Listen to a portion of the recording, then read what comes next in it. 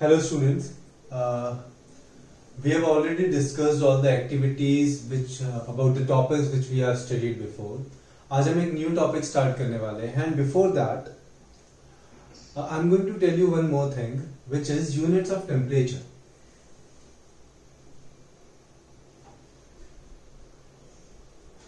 Units of temperature. So there are 3 units of temperature जो हम generally use करते हैं. वो कौन कौन सी यूनिट्स होती हैं? 3 यूनिट्स होती हैं. आप टेम्परेचर को जनरली किस फॉर्म में मेजर करते हो? डिग्री सेल्सियस में. ठीक है, टेम्परेचर हम किस में मेजर करते हैं अभी तक? Degree Celsius.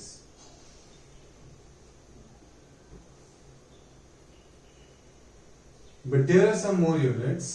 Fahrenheit,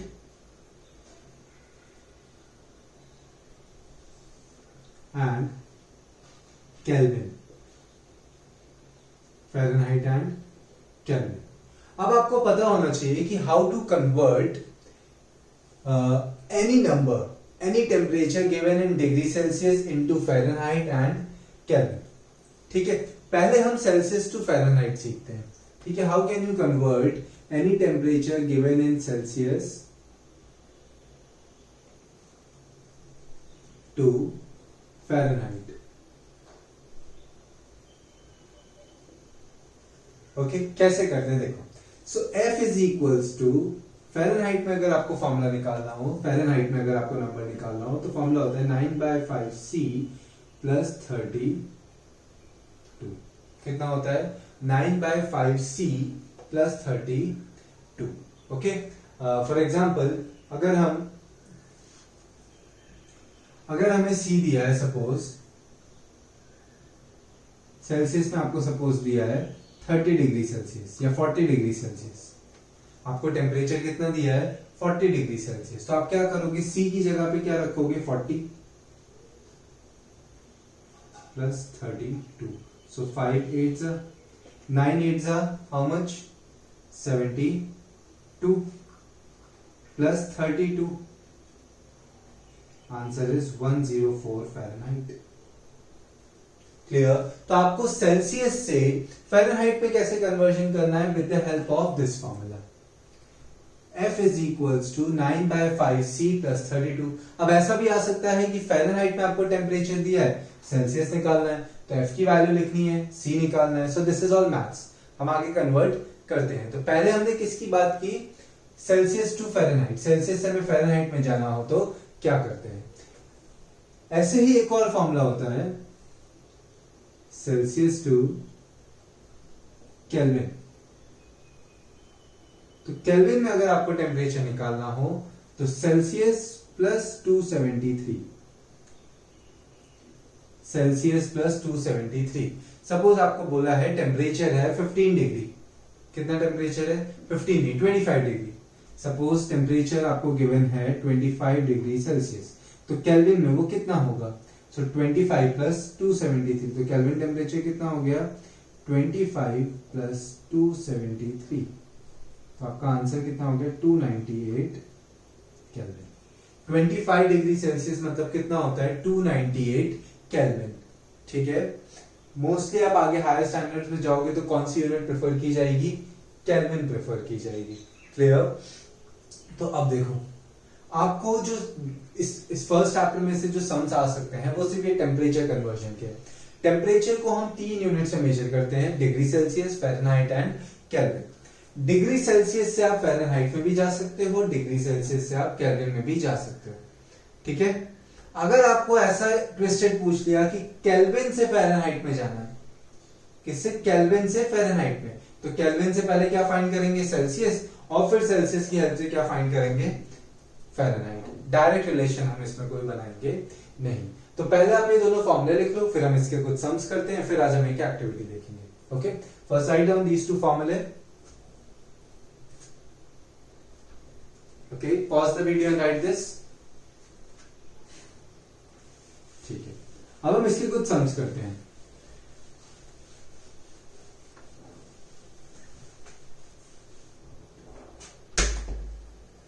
Question 1.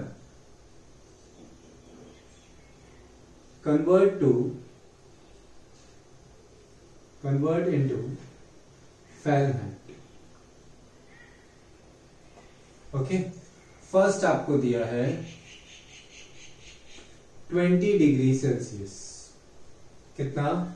20 degree Celsius. तो फ़ारेनहाइट में कितना होगा वो? 9/5C plus 32। आपको फॉर्मूला याद रखना है। क्या याद रखना है? 9/5C plus 32। So 9/5, what is the value of C? C means temperature in Celsius, F means temperature in Fahrenheit. So 9/5, C कितना है? 20 प्लस 32। अब बॉड मास फॉलो करना है। पहले हमेशा क्या होगा? मल्टीप्लीकेशन। ठीक है, इन दोनों को मल्टीप्लाई कर दो। 5 4 9 4 36 प्लस 32। Answer is 68 Fahrenheit. कितना आंसर आ गया आपका? 68 फ़ारेनहाइट। ठीक है, एक और सम लेते हैं। -8 degree Celsius, -8 degree.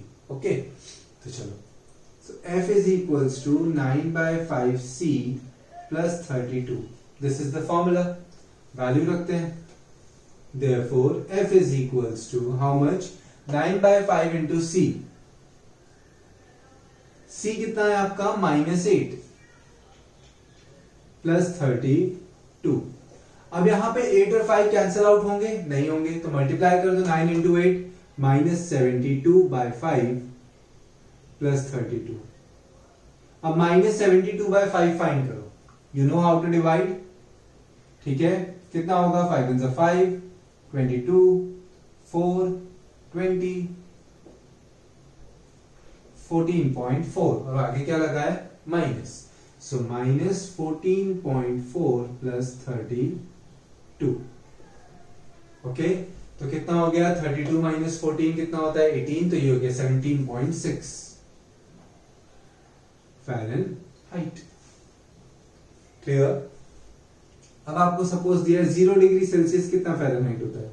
So F is equals to again 9/5C। Every time you have to write the formula. ठीक है, एग्जाम में फॉर्मूला के भी सेपरेट मार्क्स होते हैं, तो आपको फॉर्मूला लिखना है। 9/5C plus 32, it will be 9/5, what is C?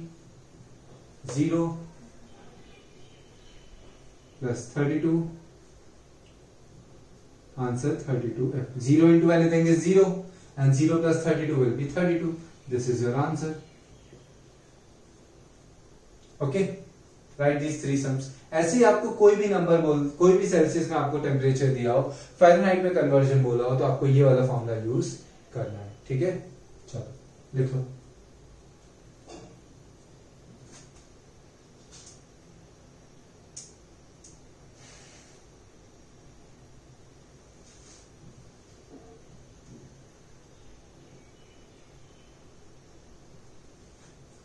Okay, अब आपको फ़ारेनहाइट की जगह पे जो क्वेश्चन 2 में आपको दे रहा हूं, आपको सेल्सियस में कन्वर्ट करना है।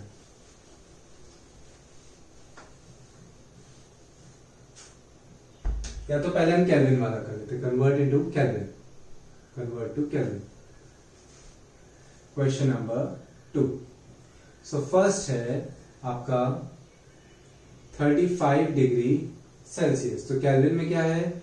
Celsius plus 273। केल्विन में कन्वर्ट करने के लिए सेल्सियस में क्या ऐड कर देना है? 273। सो 35 plus 273, answer is 5 plus 3 8, 7 plus 3 0, 308 kelvin. Clear? Kelvin में कन्वर्जन बहुत सिंपल है। जो भी चीज आपको सेल्सियस में दी हो, एग्जैक्ट होता है। अगर आप एग्जैक्ट देखोगे तो ये 273.15 होता है, बट अभी 9th स्टैंडर्ड में एग्जैक्ट लेने की जरूरत आपको नहीं है। आपको सिर्फ कितना लेना है? 273। अब सेकेंड, -13 डिग्री सेल्सियस। तो K क्या होता है? C plus 273 -13 plus 273, 260 kelvin. Okay, third 23 degree Celsius, तो केल्विन क्या हो गया, Celsius plus 273, so how much it will be, 23 plus 273, answer is 296 Kelvin. Okay, so write these sums. Pause the video here and write this.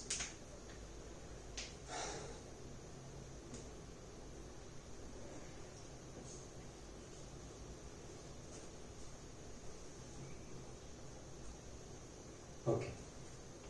अब हम देखेंगे कि kelvin और Fahrenheit से सेल्सियस में वापस कैसे कन्वर्जन करते हैं, ठीक है। तो थर्ड आपका क्वेश्चन है convert into Celsius.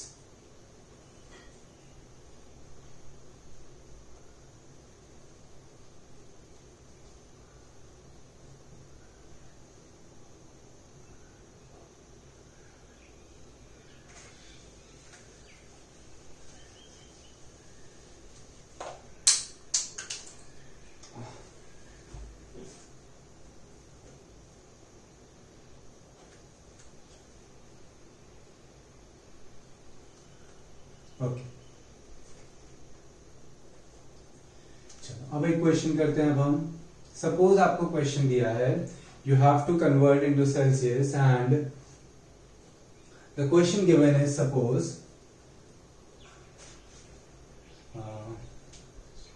95 Fahrenheit. How much it is given, 95 Fahrenheit. तो 95 फ़ारेनहाइट को आपको सेल्सियस में कन्वर्ट करना हो तो आपके पास फॉर्मूला तो क्या है, 9/5C plus 32, F equals to 9/5C plus 32। तो अब F दिया है, C नहीं दिया है आपको, तो F की प्लेस पे आपको क्या प्लेस करना है, सब्स्टिट्यूट करना है 95। सो 95 will be 9/5 into C plus 32। Now you have to solve this equation। तो सबसे पहले ये प्लस 32 इधर आएगा, 5 इधर नहीं जा सकता, ठीक है। ये नंबर इधर जाने के लिए यहाँ पे होल के डिनोमिनेटर में 5 होना चाहिए, वो तो नहीं है, तो 32 इस साइड आएगा। 95 minus 32 equals to 9/5C। 95 minus 32 is 5 minus 2 3, 9 minus 3 6। तो C कितना हो गया, 5 ऊपर, 63 into 5/9, 9 7 जा। तो सेल्सियस में टेम्परेचर कितना आ गया आपका, 35 डिग्री सेल्सियस आपका टेम्परेचर। ओके, सेकेंड अगर मैं आपको बोलूं कि आपको केल्विन में टेम्परेचर दिया है 330 Kelvin and you have to convert this in Celsius, तो कैसे करेंगे। केल्विन का फॉर्मूला क्या है, सेल्सियस प्लस 273। सो सेल्सियस कितना हो जाएगा, 330 minus 273। Okay, 10 minus 3 is 7, 12 minus 7 is 5, so 57 degree Celsius। Okay, this is your final answer। Okay, मैं आपको लास्ट में कुछ होमवर्क दूंगा, बट पहले अभी आप ये लिखते हो, हम एक एक्टिविटी पढ़ेंगे और उसके बाद मैं आपको होमवर्क दूंगा इसमें से, ठीक है। So just right this.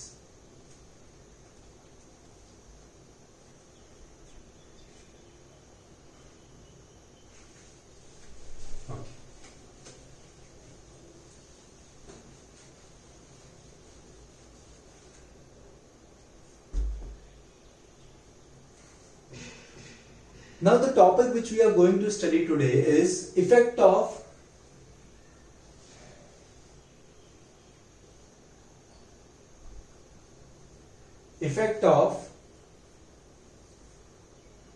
temperature on state of matter।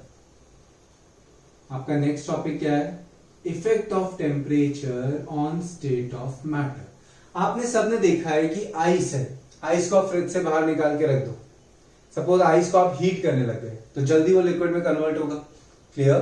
तो सपोज आपके पास आइस है, ठीक है, आपने आइस को हीट करना स्टार्ट किया तो आइस धीरे धीरे किस में कन्वर्ट होगा, लिक्विड में।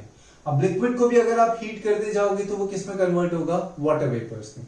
तो अभी हम यहाँ पे एक्सपेरिमेंट में सिर्फ वाटर के ही 3 स्टेट्स की बात करते हैं। तो वाटर के 3 स्टेट्स कौन से होते हैं, ice, water in liquid form liquid water and water vapor.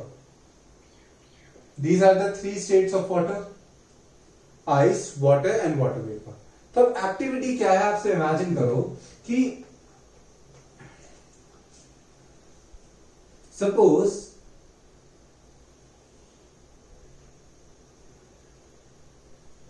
एक बाउल में, ठीक है, या कोई भी आप यूटेंसिल में या कोई भी फ्लास्क में आप सपोज आइस को क्या कर रहे हो, हीट कर रहे हो. तो सपोज मैं ये नहीं लेता हूं, मैं बी कर देता हूं.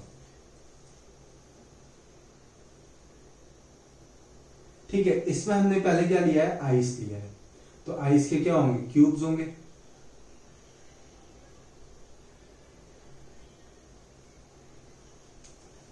ठीक है, आइस है. यहां पे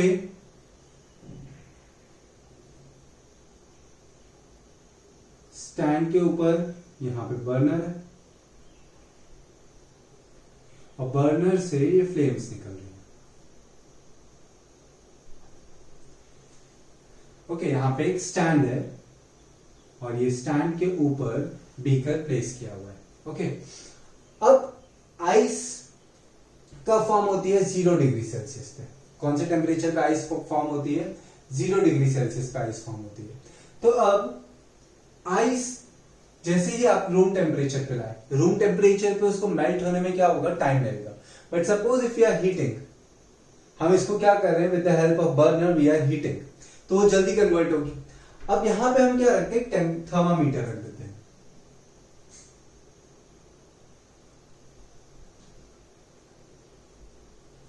इस टाइप का थर्मामीटर होता है. ओके, थर्मामीटर अंदर प्लेस किया हुआ है. थर्मामीटर कौन सा टेम्परेचर शो कर रहा है, आइस का. तो जैसे देखो आइस अभी है, जैसे फ्रिज में आइस थी, तो सपोज वो -15 या -20 डिग्री सेल्सियस पे थी. कितने टेम्परेचर पे थी आइस, -20. अब आइस जैसे आप फ्रिज से बाहर निकालोगे, आइस तो सीधे नहीं आ जाएगी 25 डिग्री सेल्सियस पे. आपके रूम का जितना टेम्परेचर है, सीधे आइस उस पर तो आ नहीं जाएगी, वरना तो तुरंत वाटर में कन्वर्ट हो गई होती. आइस के ये टेम्परेचर को चेंज होने में क्या लगेगा, टाइम लगेगा. It will take some time to reach to the room temperature. अब यहां पे तो हम हीट कर रहे हैं, तो इतना टाइम तो लगेगा नहीं, बट तो भी धीरे धीरे टेम्परेचर क्या होगा, इंक्रीज होगा. तो देखो -20 टेम्परेचर था, धीरे धीरे हीट करते करते -10 आया, -5 आया, और एक पॉइंट आया जब वो टेम्परेचर कितना आ गया, 0 डिग्री सेल्सियस. तो ये थर्मामीटर पे इंडिकेशन क्या हुआ, 0 डिग्री सेल्सियस का इंडिकेशन हुआ. अब 0 डिग्री सेल्सियस जब इंडिकेट होगा थर्मामीटर पे, तब इस आइस का क्या होगा, ये सॉलिड स्टेट में रहेगी. when this thermometer will indicate temperature of 0 degree Celsius, तो क्या होगा, इस आइस का स्टेट चेंज होगा. अब आप कॉन्स्टेंटली हीट तो सप्लाई कर रहे हो, बट आप नोटिस करोगे ये एक्टिविटी में कि जब तक ये आइस मेल्ट नहीं हो रही है, ठीक है, जब तक ये आइस मेल्ट नहीं हो रही, बहुत सारी आइस है, 0 डिग्री सेल्सियस टेम्परेचर आया, तो ऐसा तो नहीं है कि 0 डिग्री सेल्सियस तक आते आते वो आइस थी, जैसे ही 0 डिग्री आया तुरंत लिक्विड, ऐसा तो नहीं होता, धीरे धीरे मेल्ट होती है आइस. तो अब जैसे ही 0 डिग्री सेल्सियस टेम्परेचर आया, थर्मामीटर पे 0 डिग्री तो शो हो गया, मतलब -20 से 0 आने में थर्मामीटर पे टाइम नहीं लगा, बट जैसे ही 0 डिग्री आया, ये आइस मेल्ट होने लगी. तो ये कांस्टेंट हीट सप्लाई कर रहे हो, तो इसका टेम्परेचर बढ़ेगा. 0 डिग्री से 1 डिग्री होगा, 2 डिग्री होगा, तुरंत नहीं होगा. ये टेम्परेचर 0 डिग्री ही रहेगा. आप हीट सप्लाई कर रहे हो तो भी ये 0 डिग्री से ऊपर जाएगा नहीं. कब तक नहीं जाएगा, ये टेम्परेचर 0 डिग्री से, आप नोटिस कर रहे हैं टेम्परेचर 0 डिग्री से ऊपर जाएगा ही नहीं. तो कब तक नहीं जाएगा, जब तक ये जो आइस है यहां पे, ये किस में नहीं कन्वर्ट हो जाती, वाटर, मतलब लिक्विड स्टेट में नहीं कन्वर्ट हो जाती, तब तक. What I am saying is, suppose ice when taken out of fridge was at suppose -20 degrees Celsius. As this burner was started, as the heating was provided here, the temperature started increasing. As the temperature reached 0 degrees Celsius, now what will happen? All this ice will start melting. But when this ice is melting, during that time, this temperature will not rise. This temperature will not rise, वो बढ़ेगा ही नहीं. क्यों नहीं बढ़ेगा, या कब तक नहीं बढ़ेगा, जब तक ये आइस किस में नहीं कन्वर्ट होता, लिक्विड में नहीं कन्वर्ट होता। तो आप तो ये बोल रहे हो कि हीट क्या है, यहां से हीट सप्लाई हो रही है and heat is a form of energy.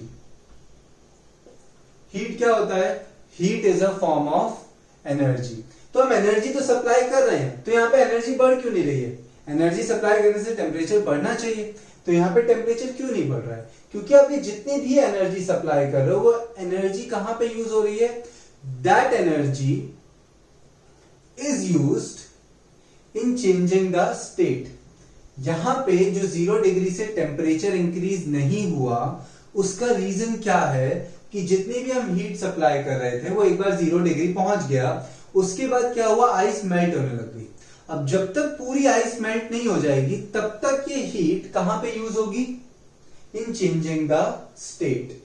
Heat वैसे यूज कहां पे होती है, टेम्परेचर इंक्रीज करने के लिए। हीट कहां पे यूज होती है, हमेशा टेम्परेचर इंक्रीज करने के लिए। बट जब भी कोई मैटर अपना स्टेट चेंज करता है, जब भी किसी मैटर का स्टेट चेंज हो रहा होता है, उस टाइम पे हीट टेम्परेचर इंक्रीज नहीं करती है।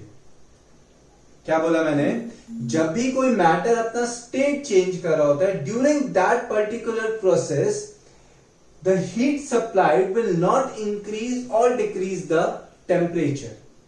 ठीक है, तो अब ये हीट किस टाइप की हुई, यहां पे जो हीट सप्लाई कर रहे हैं 0 डिग्री पे, वो टेम्परेचर तो बढ़ा ही नहीं रही है, वो टेम्परेचर तो बढ़ा ही नहीं रही है।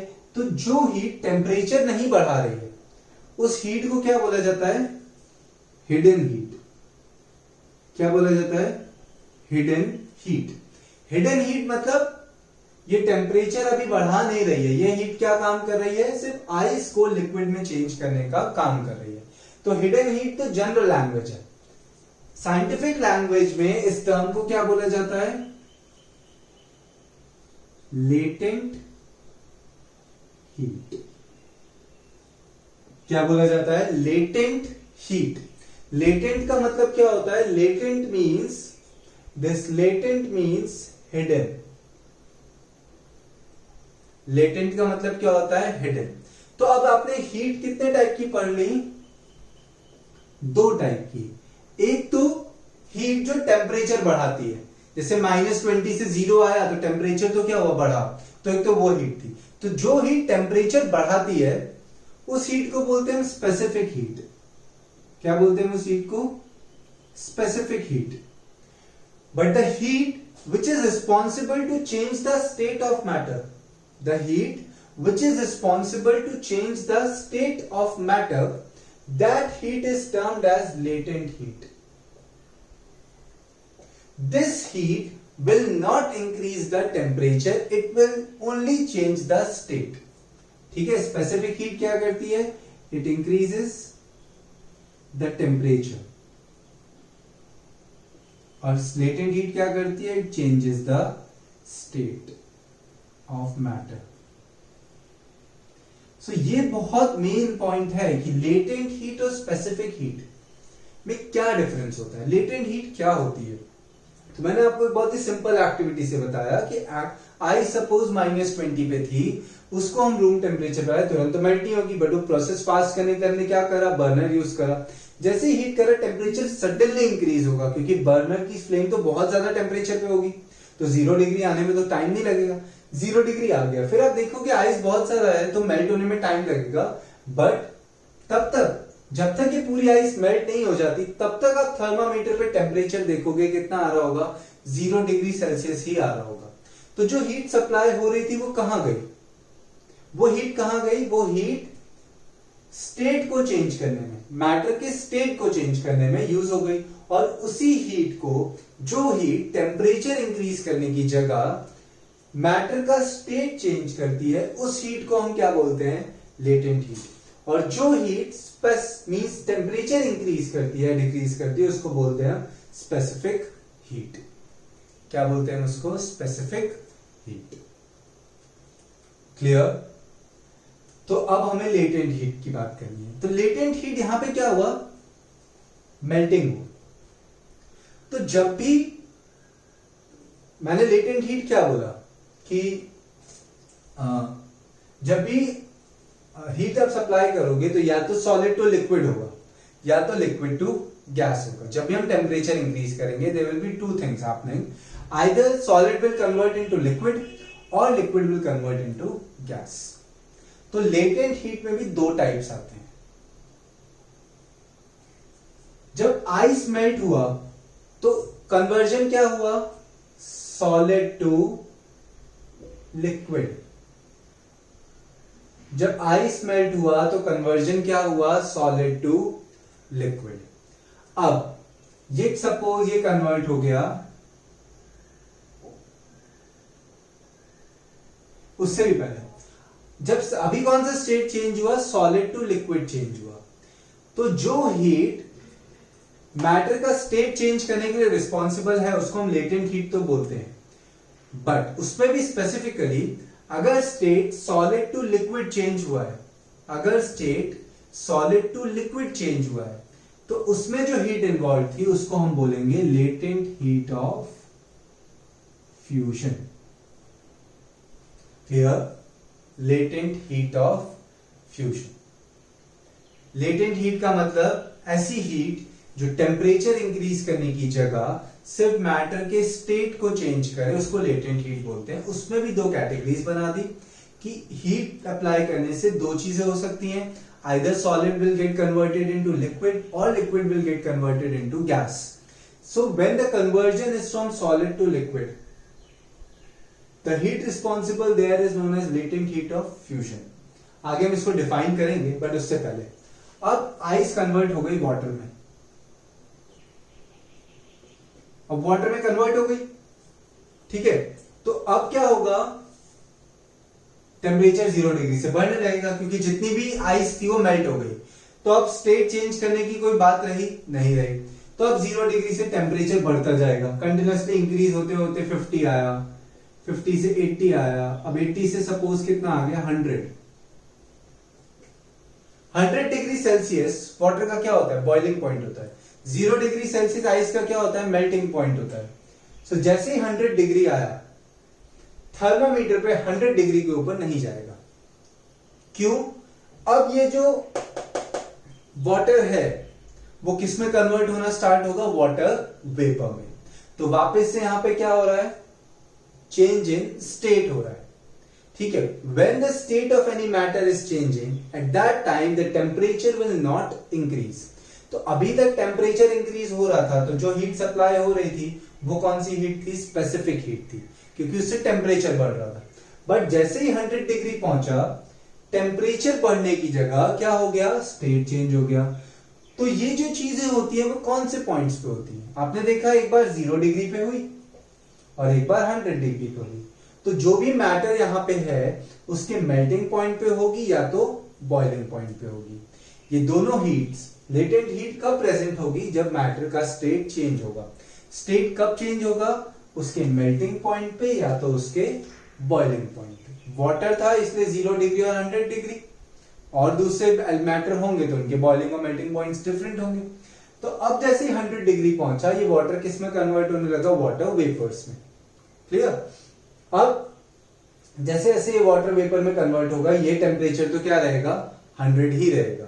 So now the heat supplied here is responsible for changing the state of this liquid water to water vapors. तो अगेन वो हीट स्पेसिफिक की जगह क्या हो जाएगी, लेटेंट हीट हो जाएगी।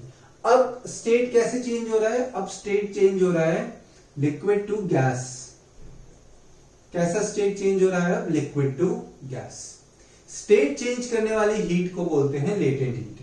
उसमें भी अगर सॉलिड टू लिक्विड चेंज हो तो क्या बोलते हैं, लेटेंट हीट ऑफ फ्यूजन। और अगर लिक्विड टू गैस हो, जो अभी हुआ, तो उसको बोलते हैं लेटेंट हीट ऑफ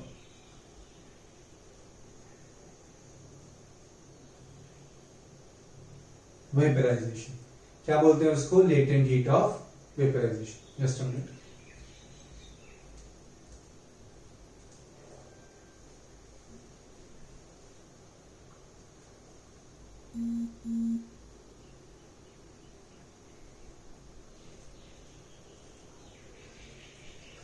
ओके, तो हमने अब यहां पे क्या क्या देखा, चलो एक्टिविटी तो आपको समझ आ गई कि जब 0 डिग्री आया तो टेम्परेचर नहीं बढ़ेगा, तब पहले आइस पूरी किस में कन्वर्ट होगी, वाटर में। एक बार कन्वर्ट हो गई फिर टेम्परेचर बढ़ते बढ़ते जाएगा 100 तक, फिर 100 पे वापस रुक जाएगा, पूरे वाटर किस में कन्वर्ट होगा, वाटर वेपर में, और फिर टेम्परेचर इंक्रीज होगा। स्टीम का टेम्परेचर तो क्या होगा, ज्यादा ही होगा। तो अब यहां पे दो टाइप की हीट हो गई, एक हीट जो टेम्परेचर बढ़ाती है, एक हीट जो स्टेट चेंज करती है। तो जो हीट टेम्परेचर बढ़ाएगी तब स्टेट चेंज नहीं होगा, और जब स्टेट चेंज होगा तब टेम्परेचर नहीं बढ़ेगा। इतना याद रखना है, ठीक है। So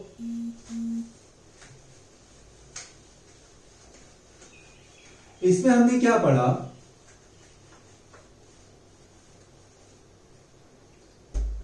heat is divided into two categories, specific heat and latent heat. Specific heat responsible for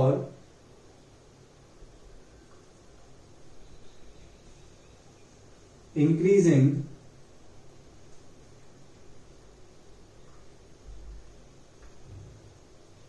temperature, and latent heat responsible for change in state, responsible for change in state. Okay, समझ आ गया, दो type की heat है। अब मैंने आपको बोला था कि लेटेंट हीट स्टेट तो चेंज करेगी, बट जब भी आप हीट सप्लाई करोगे या तो सॉलिड टू लिक्विड कन्वर्जन होगा या तो लिक्विड टू गैस। तो जब भी सॉलिड टू लिक्विड कन्वर्जन होगा उसको बोलेंगे हम latent heat of fusion. Latent heat of fusion की डेफिनेशन क्या होती है, कोई भी मैटर को, कोई भी सॉलिड को सप्लाई करने के लिए, कोई भी सॉलिड को लिक्विड में कन्वर्ट करने के लिए जो हीट चाहिए होती है उसको बोलते हैं लेटेंट हीट। बट ये एक फिक्स नंबर होता है हर एक मैटर के लिए। तो आप ऐसा सोचो कि अगर मैटर बहुत ज्यादा है तो हीट ज्यादा चाहिए, ठीक है, एनर्जी ज्यादा चाहिए, और अगर मैटर कम है तो हीट कम चाहिए। तो इसलिए एक फिक्स मास लिया जाता है। तो क्या लिखेंगे, the heat required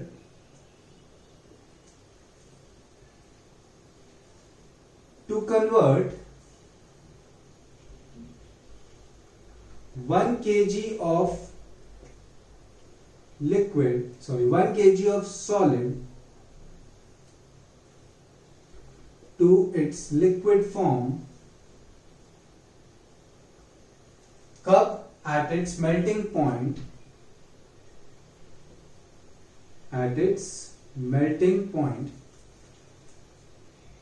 into its liquid form at its melting point is known as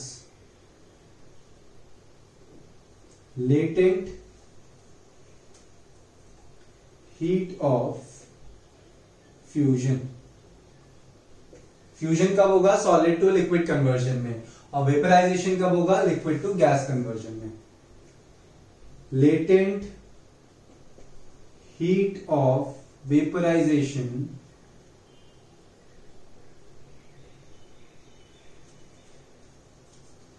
the heat required to convert 1 kg of liquid into its gaseous form, और vaporization liquid to gas कब convert होगा, into its gaseous form at its boiling point,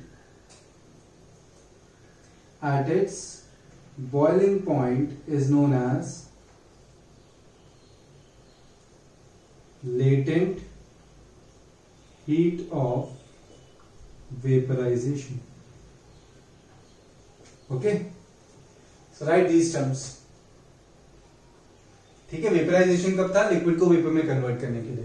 तो latent heat मतलब जो state change करती है। तो so heat required to convert 1 kg of liquid into its gaseous form at its boiling point is known as latent heat of vaporization. Right these definitions, then I will give you homework. Pause the video here and write this. Okay.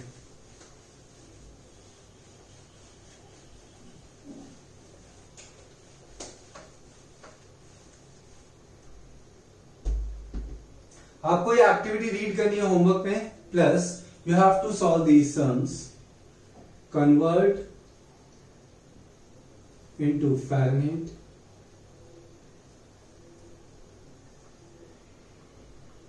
convert into Celsius, okay, and convert into Kelvin.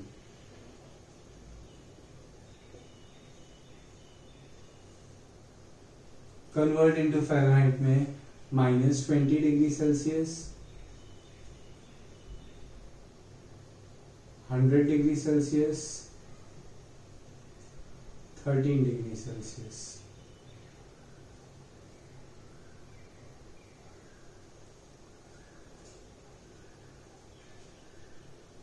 (67 Fahrenheit, okay,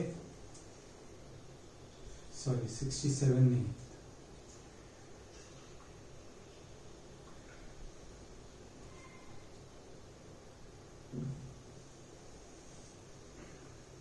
(68 Fahrenheit). Second, 400 Kelvin, 86 Fahrenheit,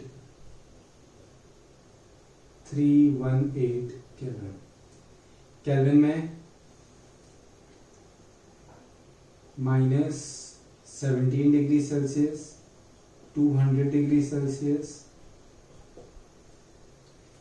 54 degree Celsius. इतना आपको homework complete करना है, इसको Fahrenheit में, इसको Celsius में और इसको केल्विन में, ओके।